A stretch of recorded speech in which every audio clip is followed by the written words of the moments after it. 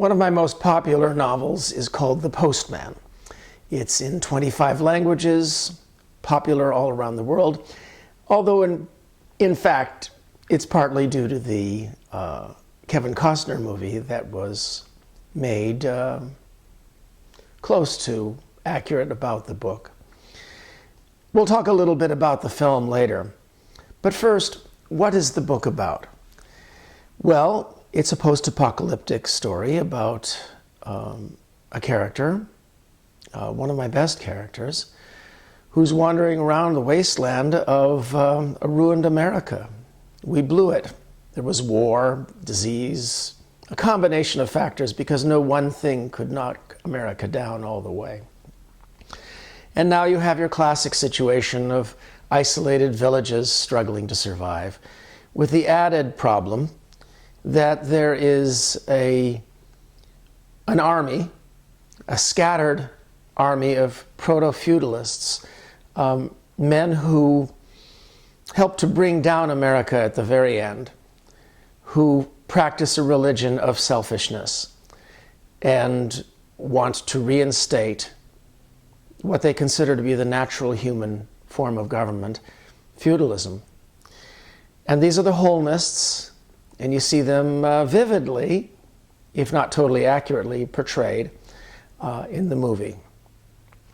But what the character, Gordon, who strangely goes unnamed throughout the movie, what he does is he accidentally stumbles into a scam to get himself fed, pretending that he is a United States postman, and that the United States is coming back east. And here in Oregon, he is the first postman to arrive and appoint postal workers.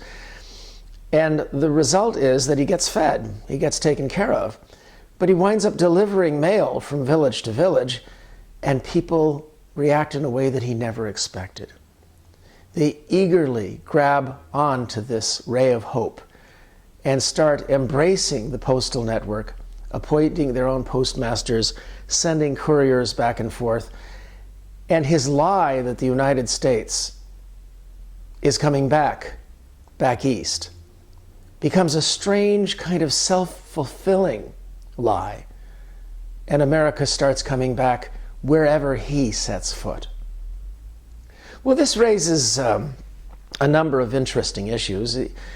The legend, the theme, was extremely popular because, unlike most post-apocalyptic stories, this one is based upon a notion of hope, a notion that people are resilient, and no matter how far down they are smashed, if they have grown up in a gentle, decent,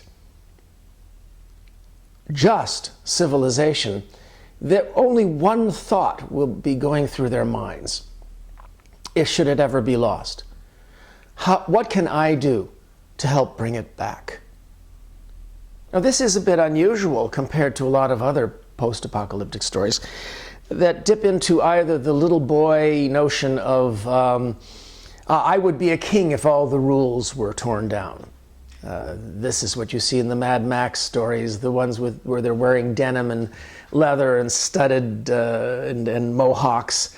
And it's part of the appeal of a lot of fantasy stories, from Harry Potter to Ender's Game.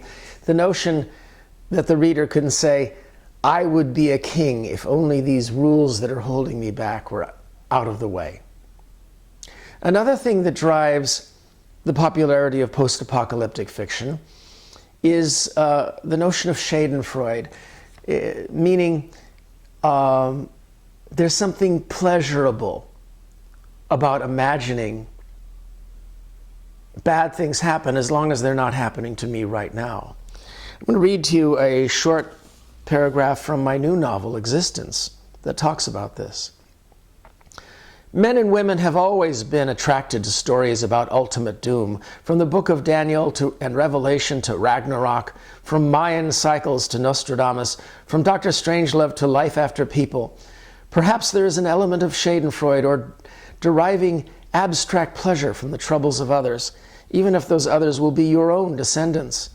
Or else some may feel stimulated to relish what they have, in the precious here and now, especially if our lives and comforts appear to be on temporary loan from a capricious universe. Well, Earth and Existence are two of my novels that explore the notion that we might lose everything, but from a more grown-up perspective. Set in the 30 years future, people are still worried that things might collapse, and they're starting to realize how many different ways that civilization might fail. And so these are books that are a bit more intellectual, Earth and Existence, in talking about how civilization might deal with the minefield of all these ways to fail. The Postman is more pure. Instead of being Mad Max little boy fantasy or Schadenfreude, it reflects my own background in the 50s and 60s, when I was one of the millions of American students who suddenly would hear our teacher say the word drop, and we would have to dive underneath the tables, as if this would do any good in a nuclear war.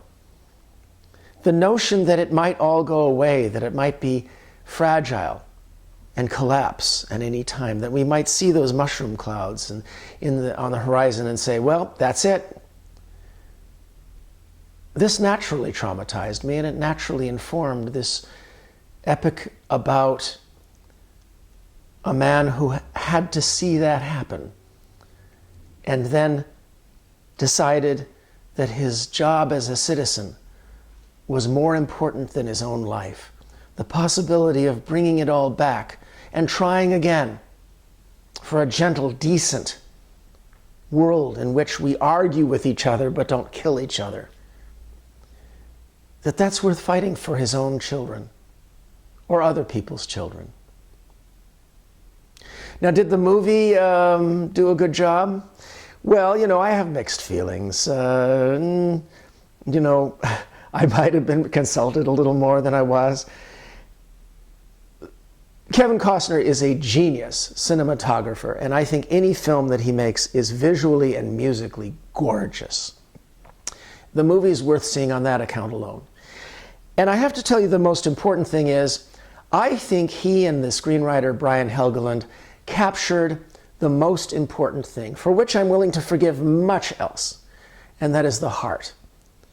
His main character is, I believe, a somewhat dumber but sincere rendition of the main character in my novel, The Postman. Very faithful, and the basic essence of what he's about, and what civilization is about, and how people are reacting. This was captured very well in the film. Alas, the film was uncoordinated and scooped out and threw away most of the brains from the book, but gorgeous, big-hearted, and dumb. There are worse things in life than that. And the movie is very watchable. Just, tone down your expectations of a coherent plot a little. But other than that, it's really, really pretty. But, as I sometimes say, the book's better. I'll always be grateful to Costner, though, for giving me something cool to say to people in airports. They ask me, what do you do? I can say, well, that movie. There was internet back in 1997, and Costner sent out an email to everybody, and even included me, saying, oh, we have nothing to worry about this Christmas season when the movie comes out. Our only competition is James Cameron's little remake of a film about a sinking boat.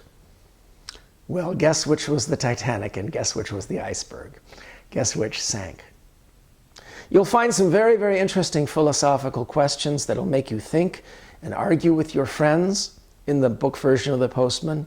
There's some discussions of whether or not women need to take a bigger role in choosing among men so that the age-old battle between good and evil will have a little bit more of a thumb on the scale. I think people who've written to me from all over the world have universally said that it was very thought-provoking. And 90% have written to say that they really loved the book. It's my most popular. Not to say the others are chopped liver.